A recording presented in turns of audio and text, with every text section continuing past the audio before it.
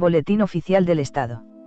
Núm 216 miércoles 9 de septiembre de 2015 SISI. Y página 79287. Y. Disposiciones Generales. Comunidad Autónoma de Cataluña. 9725 Ley 24/2015, de 29 de julio, de medidas urgentes para afrontar la emergencia. En el ámbito de la vivienda y la pobreza energética. El presidente de la Generalidad de Cataluña. Sea notorio a todos los ciudadanos que el Parlamento de Cataluña ha aprobado y yo.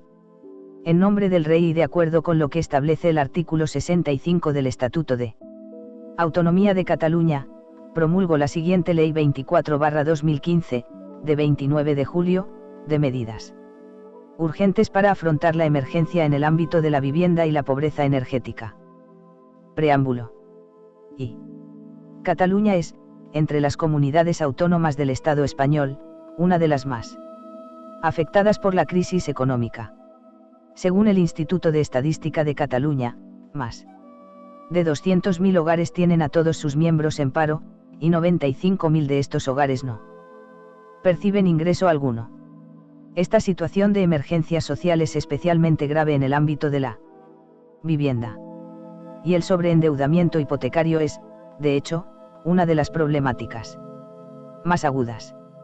Cataluña se ha convertido en una de las comunidades autónomas con mayor número de ejecuciones hipotecarias y de desahucios.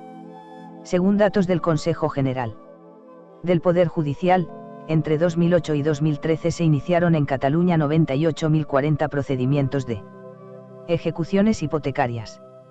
En muchos casos, estos procedimientos conllevan no solamente la pérdida de la vivienda habitual, sino también la adquisición de una deuda exorbitante con las entidades financieras. A la problemática de las ejecuciones hipotecarias se añaden las dificultades para afrontar el pago del alquiler. Según datos judiciales, un 67% de los 16.008 desahucios que se produjeron en 2013 en Cataluña estuvieron relacionados con el impago del alquiler.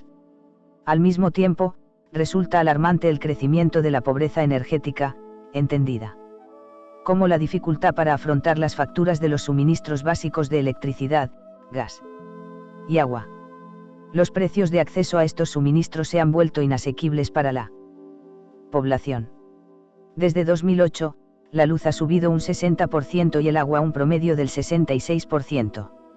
El Síndic de Greuges, en el informe sobre la pobreza energética en Cataluña, de octubre de 2013, documenta los impactos sociales, sanitarios y medioambientales de la pobreza energética. Y denuncia el sobreesfuerzo que implica la acumulación de deudas vinculadas al pago de facturas del hogar. El mismo informe recuerda que, según la encuesta de condiciones de vida correspondiente a 2011, en Cataluña hay 193.000 hogares, un 6,9% del total que no pueden asumir el gasto de mantener la vivienda a una temperatura adecuada. Según datos de la Asociación Española de Ciencias Ambientales, solamente en el área metropolitana de Barcelona se ha pasado de 27.359 expedientes de suspensión del suministro de agua en 2011 a 72.039 en 2012. Las dificultades para afrontar el pago de la vivienda y la pobreza energética conllevan, incluso, la pérdida de vidas humanas. Además, el informe, Emergencia habitacional a Cataluña. Impacte de la crisis hipotecaria en el dret a la salud y els drets dels infants, evidenciaba las consecuencias en la salud y en la infancia. El empeoramiento de esta situación de emergencia social y la escasez de las ayudas que reciben las personas afectadas contrastan con los ingentes beneficios obtenidos por entidades financieras y empresas de suministros. Las 5 entidades financieras más grandes del Estado español: Santander, BBVA, CaixaBank, Popular y Sabadell cerraron. CB, BOEA 20159725. Verificable en http://www.boe.es/bolet y con acento ON oficial del Estado. Núm 216 miércoles 9 de septiembre de 2015 SISI. Y página 79288. El año 2013 con un beneficio de 7.674 millones de euros. Cabe recordar, asimismo, que Desde el inicio de la crisis las administraciones públicas han transferido cerca de 165.000 millones de euros a las entidades financieras. El informe, Emergencia habitacional en el Estado español, del Observatorio de EQI, la plataforma de afectados por la hipoteca, PAH, ponía de manifiesto que algunas de las entidades que más desahucian son precisamente las que han concentrado la mayor parte de ayudas públicas. El Departamento de Territorio y Sostenibilidad ha cifrado en 80.000 los pisos nuevos sin estrenar que quedan vacíos en Cataluña. Este diagnóstico puede extenderse también a las empresas de suministro energético. Durante los 3 primeros trimestres de 2013, el oligopolio eléctrico que opera en el Estado español, Endesa, Gas Natural Fenosa, Iberdrola, E.ON España y EDP, obtuvo un beneficio de 7.638 millones de euros, el doble que el de las eléctricas europeas. La principal empresa distribuidora de luz en Cataluña, Endesa, declaró un beneficio de 1.879 millones de euros en el año 2013. 2. La falta de satisfacción de necesidades de vivienda y energéticas básicas contradice numerosos compromisos internacionales asumidos por el Estado español y por la Generalidad de Cataluña. En congruencia con la Declaración Universal de los Derechos Humanos, el artículo 11 del Pacto Internacional de los Derechos Económicos, Sociales y Culturales, PIDEC, reconoce el derecho de toda persona a un nivel de vida adecuado para sí y su familia. Incluso alimentación, vestido y vivienda adecuados, y a una mejora continua de las condiciones de existencia. Según la Observación General número 4 del Comité de Derechos Económicos, Sociales y Culturales de las Naciones Unidas al PIDEC, el contenido del derecho a la vivienda comprende el acceso permanente a recursos naturales y comunes, a agua potable y a energía para la cocina, la calefacción y la luz, y el derecho al agua y al saneamiento son reconocidos por la Observación General número 15, mientras que la Observación General número 7 incorpora como contenido del derecho a la vivienda la protección contra los desahucios forzosos y la obligación de los poderes públicos a garantizar el adecuado realojamiento de las personas sin recursos afectadas por un desahucio. Estos derechos específicos generan diferentes tipos de obligaciones para las administraciones públicas. En este sentido, la Observación General número 3 afirma que deben realizar todos los esfuerzos, hasta el máximo de recursos disponibles, para satisfacer estos derechos, otorgando prioridad a los colectivos más vulnerables, y que deben asegurarlos no solamente ante la Administración, sino también ante los abusos que puedan cometer particulares. Muchos de estos derechos y de estas obligaciones están amparados también por la Constitución española y por el Estatuto de Autonomía de Cataluña. La Constitución reconoce el derecho a una vivienda digna y adecuada y lo vincula a la obligación de los poderes públicos a impedir la especulación, artículo 47, impone también a los poderes públicos el deber de garantizar que el derecho de propiedad no se ejerza de forma antisocial, artículo 33, y subordina toda la riqueza, sea cual sea su titularidad, al interés general, artículo 128. Esta obligación es especialmente relevante en el caso de las entidades financieras y empresas que prestan servicios económicos de interés general, sobre todo si han sido beneficiarias de ayudas y subvenciones de carácter público. Asimismo, el artículo 5 del Estatuto dispone que todas las personas tienen derecho a vivir libres de situaciones de explotación y maltratos, como las que, de facto, conllevan la falta de una vivienda digna, el sobreendeudamiento o la imposibilidad de acceso a suministros básicos de agua, luz y gas. El artículo 30, de hecho, determina que todas las personas tienen derecho a acceder en condiciones de igualdad a los servicios de interés general. Por otra parte, y en los mismos términos que el Pacto Internacional de los Derechos Económicos, Sociales y Culturales, el artículo 42.3 del Estatuto obliga a los poderes públicos a velar por la dignidad, la seguridad y la protección integral de las personas, especialmente. CB, BOEA 20159725. Verificable en http://3ubs.boe.sbolet y con acento ON oficial del Estado. NUM 216 miércoles 9 de septiembre de 2015 SISI. Y página 79289. De las más vulnerables. En este sentido, el artículo 148.1.3 de la Constitución otorga a las comunidades autónomas la potestad de asumir competencias en materia de vivienda, y efectivamente el artículo 137 del Estatuto atribuye a la Generalidad la competencia exclusiva en dicha materia, como asimismo le atribuye, mediante el artículo 123, la competencia exclusiva en materia de consumo.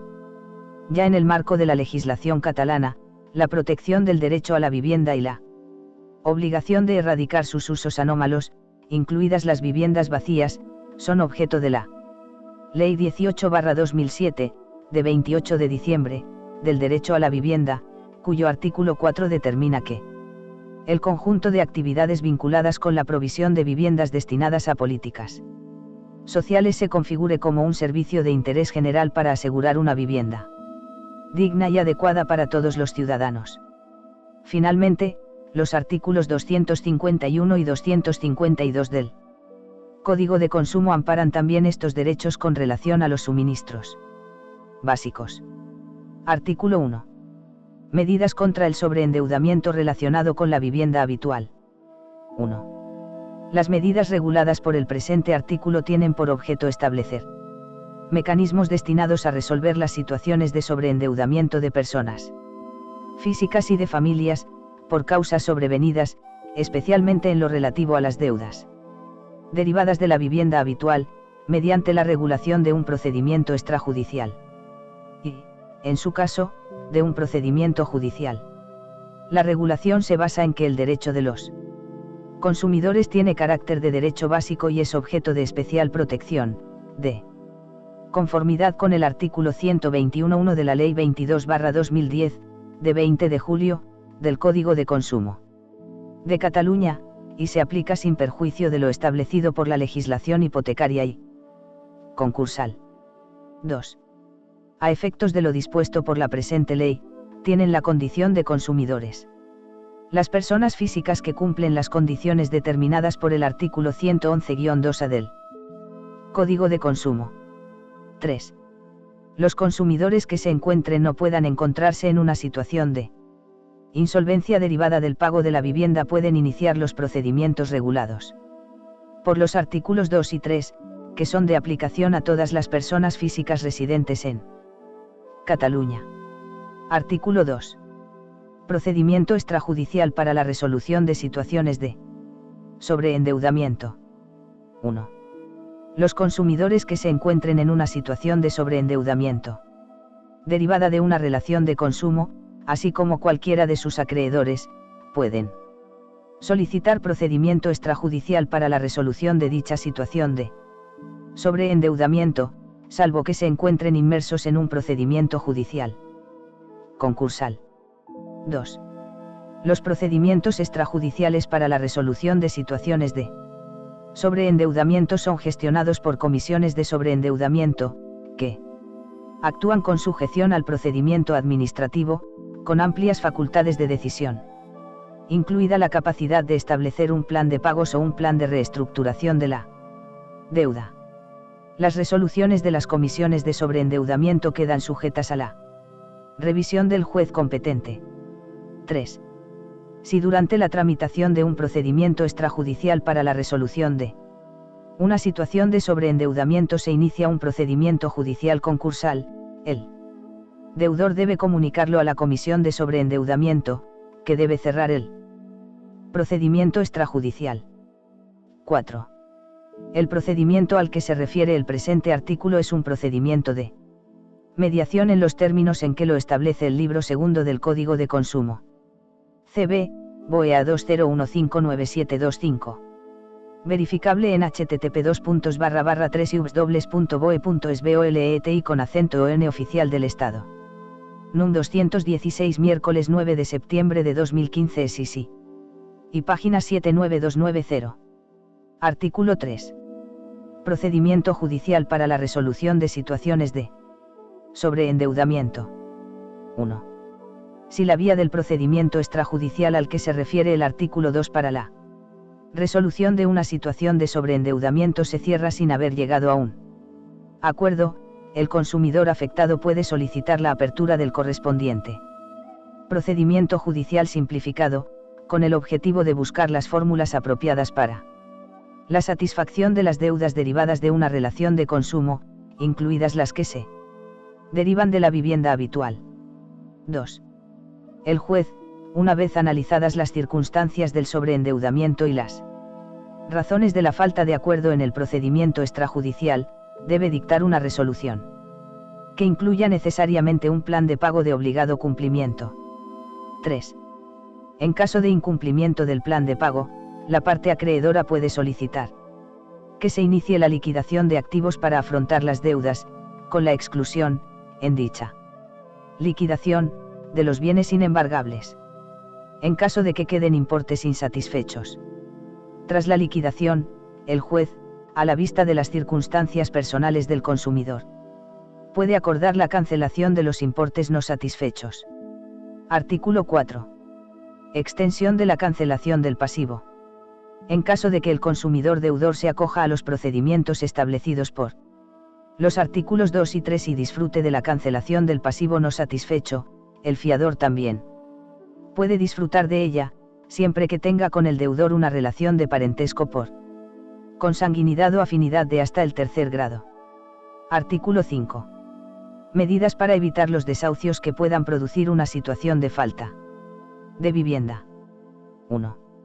Antes de adquirir una vivienda resultante de la consecución de acuerdos de compensación o dación en pago de préstamos o créditos hipotecarios sobre la vivienda habitual, o antes de la firma de la compraventa de una vivienda que tenga como causa de la venta la imposibilidad por parte del prestatario de devolver el préstamo hipotecario, el adquiriente debe ofrecer a los afectados una propuesta de alquiler social, si la adquisición o la compraventa afecta a personas o unidades familiares que no tengan una alternativa propia de vivienda y que estén dentro de los parámetros de riesgo de exclusión residencial definidos por la presente ley. El deber de comprobar dichas circunstancias recae sobre el adquiriente, que debe requerir previamente la información a los afectados. 2. Antes de interponer cualquier demanda judicial de ejecución hipotecaria o de desahucio por impago de alquiler, el demandante debe ofrecer a los afectados una propuesta de alquiler social, si el procedimiento afecta a personas o unidades familiares que no tengan una alternativa propia de vivienda y que estén dentro de los parámetros de riesgo de exclusión residencial definidos por la presente ley, lo cual debe comprobar el propio demandante, requiriendo previamente la información a los afectados, y siempre que se dé uno de los siguientes supuestos. A. Que el demandante sea persona jurídica que tenga la condición de gran tenedor de vivienda. B. Que el demandante sea persona jurídica que haya adquirido posteriormente al 30 de abril de 2008 viviendas que sean, en primera o en ulteriores transmisiones, provenientes de ejecuciones hipotecarias, provenientes de acuerdos de compensación de deudas o de dación en pago o provenientes de compraventas que tengan como causa la imposibilidad de devolver el préstamo hipotecario. 3.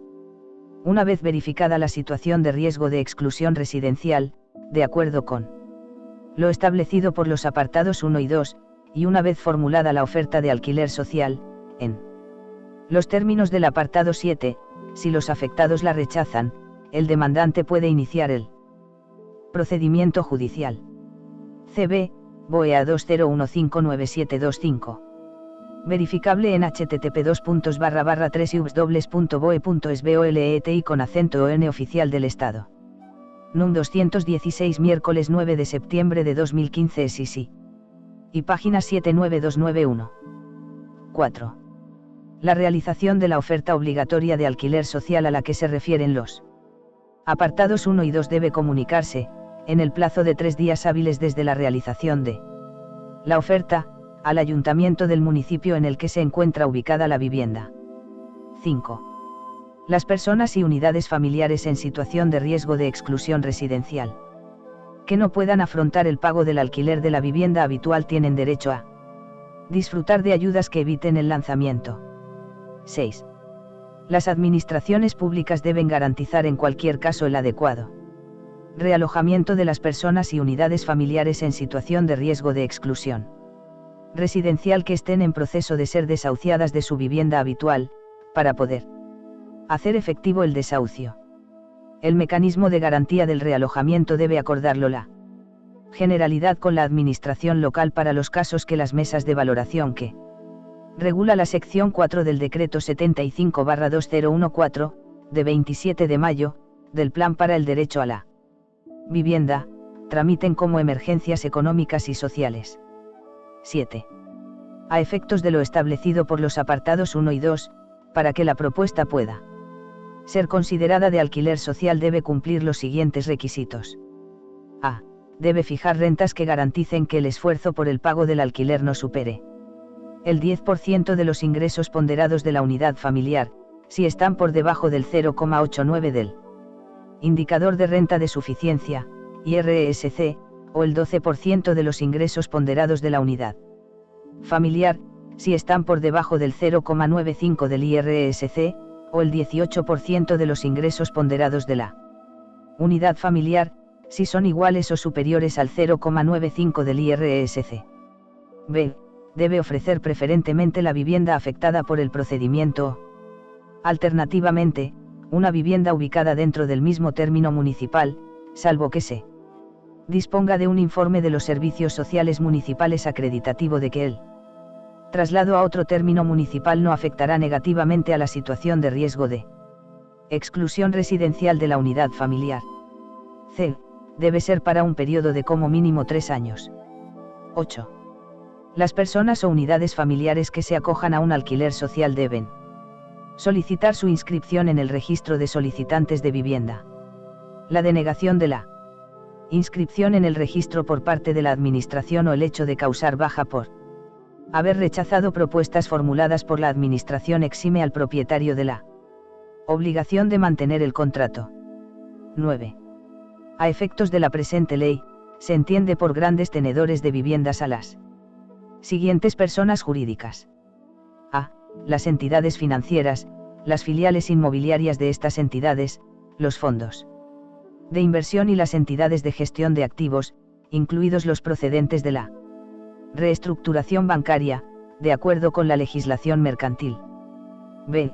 Las personas jurídicas que, por sí solas o mediante un grupo de empresas, sean titulares de una superficie habitable de más de 1.250 metros cuadrados, con las siguientes excepciones.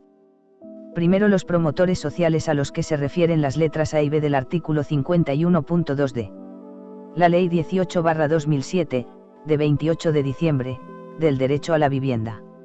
Segundo, las personas jurídicas que tengan más de un 15% de la superficie habitable de la propiedad cualificado como viviendas de protección oficial destinadas a alquiler. 10. A efectos de la presente ley, se entiende que las personas y unidades familiares se encuentran en situación de riesgo de exclusión residencial siempre que perciban unos ingresos inferiores a 2 veces el IRSC, si se trata de personas que viven solas, o unos ingresos inferiores a 2,5 veces el IRSC, si se trata de unidades de convivencia, o unos ingresos inferiores a 3 veces el IRSC, en caso de personas con discapacidades o con gran dependencia. En caso de que los ingresos sean superiores a 1,5 veces el IRSC.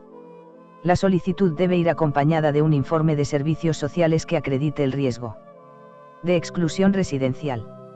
11. Excepcionalmente, las medidas vinculadas con la definición que establece el apartado 10 pueden beneficiar a personas y unidades familiares que superen los límites. CB, BOEA 20159725. Verificable en http://3ubs.boe.es/bolet y con acento ON oficial del Estado.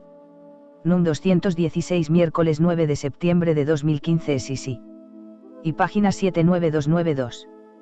De ingresos fijados en él, siempre que dispongan de un informe de servicios sociales acreditativo de que están sometidas a un inminente riesgo de pérdida de la vivienda y no disponen de alternativa de vivienda propia. 12. Para la determinación de las situaciones de riesgo de exclusión residencial, los ingresos familiares deben ponderarse de acuerdo con los coeficientes establecidos por el Plan para el derecho a la vivienda vigente. 13.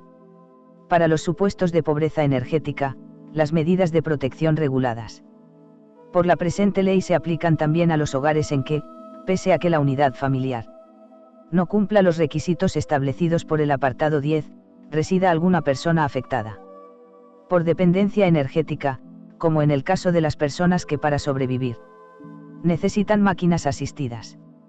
Artículo 6. Medidas para evitar la pobreza energética. 1. Las administraciones públicas deben garantizar el derecho de acceso a los suministros básicos de agua potable, de gas y de electricidad a las personas y unidades familiares en situación de riesgo de exclusión residencial, de acuerdo con el artículo 5.10. Mientras dure dicha situación. En el caso del gas, el derecho de acceso únicamente se garantiza si el edificio afectado dispone de este tipo de suministro. 2.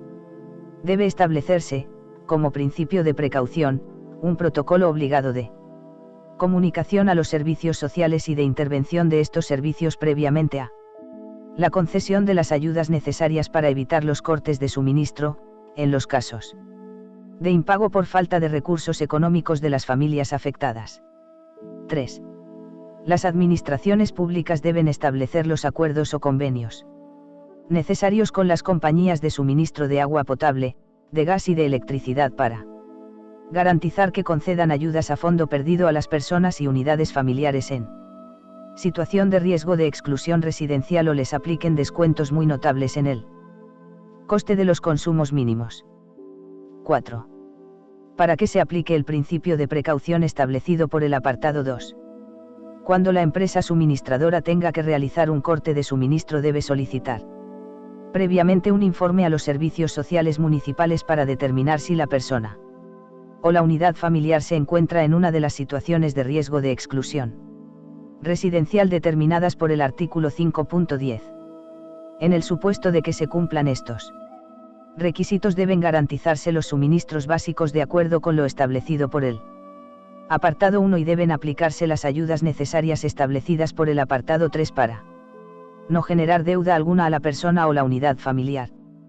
5. La empresa suministradora debe informar, en cualquier aviso o comunicación que haga referencia a la falta de pago del servicio, de los derechos relativos a la pobreza energética establecidos por la presente ley, de acuerdo con lo establecido por el artículo 17.6 de la Ley 22/2010, de 20 de julio, del Código de Consumo de Cataluña. Artículo 7. Medidas para garantizar la función social de la propiedad y aumentar el parque de viviendas asequibles en alquiler. 1. La Administración puede resolver la cesión obligatoria de viviendas, por un periodo de 3 años, para incorporarlas al Fondo de Viviendas en Alquiler para Políticas Sociales.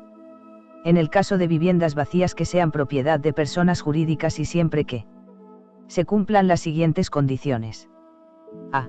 Que el propietario de la vivienda sea sujeto pasivo, no exento, obligado al pago del impuesto sobre las viviendas vacías, de acuerdo con lo establecido por la ley que regula dicho impuesto. B. Que este sujeto pasivo disponga de viviendas vacías en un municipio en que exista, como mínimo, una unidad familiar en una de las situaciones de riesgo de exclusión residencial definidas por la presente ley sin solución en cuanto a la vivienda. CB, BOEA 20159725. Verificable en http://3ubs.boe.es/bolet y con acento ON oficial del Estado. NUM 216 miércoles 9 de septiembre de 2015 SISI. Y página 79293. 2. En el caso de sujetos pasivos que cumplan los requisitos establecidos por el apartado 1 y dispongan de viviendas vacías en los municipios de Cataluña que no estén ubicados en zonas de fuerte y acreditada demanda residencial, también les es de aplicación la cesión obligatoria de estas viviendas.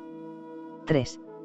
La declaración de cesión obligatoria se realiza mediante un procedimiento contradictorio, de conformidad con lo establecido por la legislación sobre procedimiento Administrativo, en el que debe acreditarse la concurrencia de todos los requisitos necesarios, la existencia en el municipio de como mínimo una unidad familiar en situación de riesgo de exclusión residencial, así como las condiciones en las que se realizará la cesión. En este caso, la cesión de la vivienda a la Administración debe realizarse en las condiciones económicas establecidas por el artículo 5 de la presente ley. 4. En caso de que para satisfacer una situación de riesgo de exclusión residencial existan viviendas de distintos sujetos pasivos que cumplan las condiciones establecidas por el artículo 5.6b, se prioriza la aplicación de la cesión obligatoria a los sujetos pasivos que disfrutan de menos bonificaciones en el impuesto sobre las viviendas vacías. Artículo 8. Umbral máximo de gastos destinados a vivienda habitual y a suministros básicos. El Gobierno debe garantizar que en los supuestos de vulnerabilidad a los que se refieren los artículos 5 y 6 los gastos en vivienda y en suministros básicos no conlleven más de un 30% de los ingresos disponibles de la unidad familiar, siempre que los gastos de alquiler y de suministros sean inferiores a los topes máximos establecidos por reglamento en función de la zona geográfica de residencia de las personas o unidades familiares beneficiarias. Artículo 9. Plazos. 1. La solicitud de un informe a los servicios sociales para determinar si una unidad familiar se encuentra en una de las situaciones de riesgo de exclusión residencial a las que se refiere el artículo 5.10 obliga a la Administración a emitir el informe en un plazo de 15 días. Si transcurre dicho plazo y no se ha emitido el informe, se entiende que la unidad familiar se encuentra efectivamente en situación de riesgo de exclusión residencial. 2. La Administración, a efectos de lo establecido por el artículo 5.5, dispone de un plazo de 3 meses para resolver la solicitud de la concesión de ayudas. Si una vez transcurrido este plazo no se ha dictado resolución expresa, se entiende que la solicitud ha sido desestimada por silencio negativo. 3. La Administración, a efectos de lo establecido por el artículo 5.6, dispone de un plazo de 3 meses para resolver la solicitud de realojamiento adecuado. Si una vez transcurrido este plazo no se ha dictado resolución expresa, se entiende que la solicitud ha sido estimada por silencio positivo. 4. La solicitud de un informe a los servicios sociales para determinar si una unidad familiar se encuentra en una de las situaciones de riesgo de exclusión residencial determinadas por el artículo 6.4 obliga a la Administración a emitir el informe en un plazo de 15 días. Si transcurre dicho plazo y no se ha emitido el informe, se entiende que la unidad familiar se encuentra efectivamente en situación de riesgo de exclusión residencial. 5. Los plazos de aplicación en la tramitación del procedimiento establecido por el artículo 7 son los que establece la legislación sobre procedimiento administrativo. 6. La Generalidad, a efectos de lo establecido por el artículo 7.4, dispone de un plazo de 7 días hábiles, desde que un ayuntamiento lo solicita, para comunicarle que viviendas han obtenido bonificaciones en el pago del impuesto de viviendas vacías.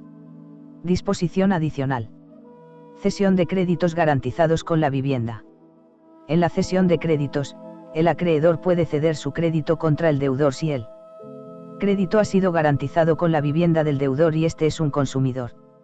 Si la CB, BOEA 20159725. Verificable en http://3ubs.boe.sbolet y con acento ON oficial del Estado. NUM 216 miércoles 9 de septiembre de 2015 SISI. Y página 79294. Cesiones a título oneroso, el deudor queda liberado de la deuda abonando al cesionario el precio que éste ha pagado más los intereses legales y los gastos que le ha causado la reclamación de la deuda. Disposición transitoria primera. Aplicación de garantías. Las garantías establecidas por el artículo 5.6 y el artículo 8 se aplican en función de las disponibilidades presupuestarias, con priorización, en cualquier caso, de las unidades de convivencia de 3 o más miembros, en primer término, de las de 2 miembros, en segundo término, y de las integradas por un solo miembro, en último término. Disposición transitoria segunda. Obligación a ofrecer un alquiler social. 1. En todos los procedimientos de ejecución hipotecaria o de desahucio por impago de alquiler que estén en trámite de sustanciación o de ejecución en el momento de entrada en vigor de la presente ley que tengan por objeto viviendas propiedad de las personas jurídicas a las que se refieren las letras A y B del artículo 5.2, el demandante o ejecutante tiene la obligación de ofrecer, antes de adquirir el dominio de la vivienda, un alquiler social, en los términos establecidos por el artículo 5.2. 2. En los casos de procedimientos de ejecución hipotecaria o desahucio por impago de alquiler que estén en trámite de sustanciación o de ejecución en el momento de entrada en vigor de la presente ley y que no estén incluidos en el supuesto al que se refiere el apartado 1, son de aplicación las medidas establecidas por el artículo 5.6 y por el artículo 7. Disposición transitoria tercera. Plazo para los mecanismos de garantía del realojamiento adecuado. La Generalidad debe proponer a la Administración local, en un plazo de 3 meses a contar desde la entrada en vigor de la presente ley, los mecanismos para garantizar el realojamiento adecuado regulado por el artículo 5.6. Disposición final primera. Aplicación del principio de subsidiariedad de la Ley 18/2007. En las medidas sancionadoras y de intervención establecidas por el artículo 7 y por el apartado 2 de la disposición final tercera, debe aplicarse el mismo principio de subsidiariedad al que se refiere el artículo 130.5 de la Ley 18/2007, de 28 de diciembre, del derecho a la vivienda. La Generalidad debe facilitar a los ayuntamientos, en el plazo de 7 días hábiles a contar desde el día en que les sea requerida, la información que necesiten para ejecutar estas medidas. Disposición final segunda. Regulación de las comisiones de sobreendeudamiento. El Gobierno debe regular por reglamento, en el plazo de 3 meses a contar desde la entrada en vigor de la presente ley, los procedimientos extrajudiciales y el funcionamiento de las comisiones de sobreendeudamiento a los que se refiere el artículo 2. Disposición final tercera. Modificación de la Ley 18/2007. 1. Se añaden 3 letras, E, F y G, al artículo 5.2 de la Ley 18/2007, de 28 de diciembre. Del derecho a la vivienda, con el siguiente texto. E. Después de la consecución de acuerdos de compensación o dación en pago de préstamos o créditos hipotecarios sobre la vivienda habitual, o de la firma de compraventas de vivienda que tengan como causa la imposibilidad de devolver el préstamo hipotecario por parte del prestatario, no se formule una propuesta de alquiler social en los términos establecidos por el artículo 5 de la Ley de Medidas Urgentes para afrontar la emergencia en el ámbito de la vivienda y la pobreza energética. CB, BOEA 20159725. Verificable en http://3ubs.boe.es/bolet y con acento ON oficial del Estado. NUM 216 miércoles 9 de septiembre de 2015 SISI. Y página 79295. F. Después del inicio de un procedimiento de ejecución hipotecaria o de un desahucio por impago de alquiler por parte de las personas jurídicas que tengan la condición de grandes tenedores de vivienda, no se formule una propuesta de alquiler social en los términos establecidos por el artículo 5 de la Ley de Medidas Urgentes para afrontar la emergencia en el ámbito de la vivienda y la pobreza energética. G. Después del inicio de un procedimiento de ejecución hipotecaria o de un desahucio por impago de alquiler por parte de personas jurídicas que hayan adquirido posteriormente al 30 de abril de 2008 viviendas que sean, en primera o en ulteriores transmisiones, provenientes de ejecuciones hipotecarias, provenientes de acuerdos de compensación de deudas o de dación en pago o provenientes de compraventas que tengan como causa la imposibilidad de devolver el préstamo hipotecario, no se formule una propuesta de alquiler social en los términos establecidos por el artículo 5 de la Ley de Medidas Urgentes para afrontar la emergencia en el ámbito de la vivienda y la pobreza energética. 2. Se añaden 2 letras, I y J, al artículo 124.2 de la Ley 18/2007, con el siguiente texto. Y, no formular la propuesta obligatoria de alquiler social en los supuestos en que el artículo 5 de la Ley de Medidas Urgentes para afrontar la emergencia en el ámbito de la vivienda y la pobreza energética lo requiere. J. Incumplir en la formulación de la propuesta obligatoria de alquiler social los requisitos establecidos por la definición del alquiler social del artículo 5.7 de la Ley de Medidas Urgentes para afrontar la emergencia en el ámbito de la vivienda y la pobreza energética. Disposición final cuarta. Presentación de un proyecto de ley de modificación de la Ley 18/2007 y de un proyecto de ley de refundición y mejora de las disposiciones legales vigentes en materia del derecho a la vivienda y de lucha contra la pobreza energética. 1. El Gobierno debe presentar, si procede, al Parlamento, en el plazo de 6 meses, a contar desde la entrada en vigor de la presente ley, un proyecto de ley de modificación de la Ley 18/2007, de 28 de diciembre, del derecho a la vivienda, que contenga las modificaciones necesarias para garantizar la aplicación efectiva de todas las medidas establecidas por la presente ley. 2.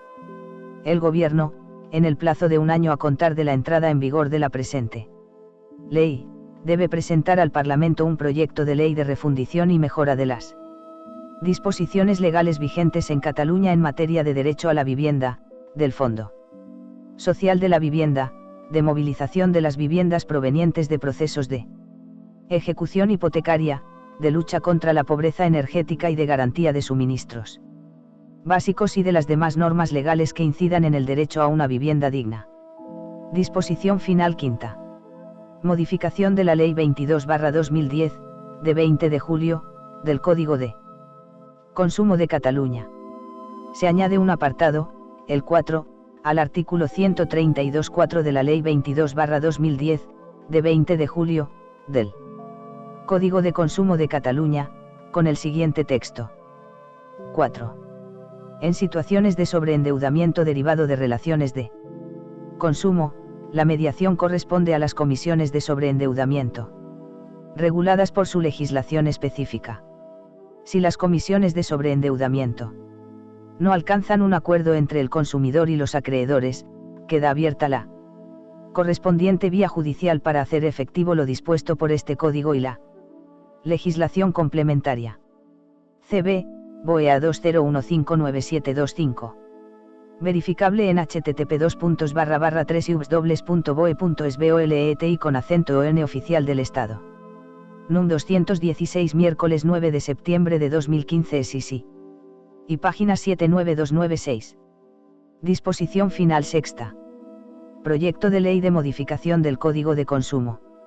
El Gobierno debe presentar al Parlamento, en el plazo de un año a contar desde la entrada en vigor de la presente ley, un proyecto de ley de modificación de la Ley 22/2010. De 20 de julio, del Código de Consumo de Cataluña, que desarrolle las medidas contra el sobreendeudamiento de los consumidores relacionado con la vivienda habitual a las que se refieren los artículos 1, 2, 3 y 4 y de conformidad con los principios definidos por dichos artículos. Disposición final séptima. Entrada en vigor.